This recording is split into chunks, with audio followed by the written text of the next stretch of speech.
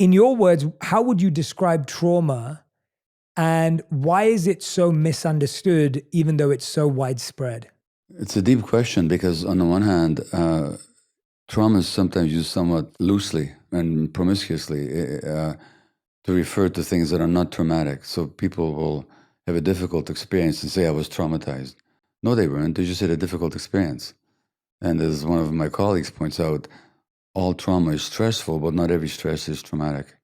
So sometimes people use the word to refer to difficult experiences, which is not the same as being traumatized. And on the other hand, where it really matters, which is in the area of health that you and I are both concerned in, whether it's physical or mental health, trauma is not understood nearly enough or used nearly enough. So that, to my mind, a lot of conditions of mind and body are actually very much trauma related without the healing profession, particularly the medical profession, actually recognizing it. So trauma then it comes from the Greek word for wounding. Trauma is a wound.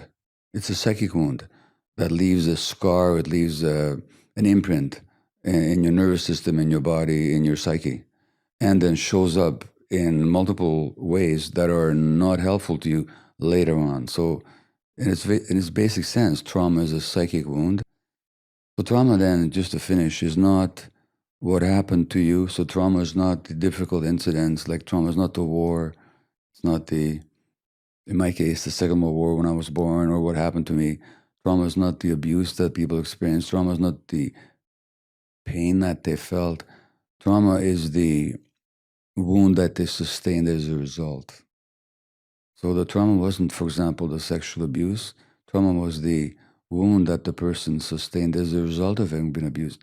That's the good news, Jay, because if trauma is the wound that we sustained, it can be healed at any time.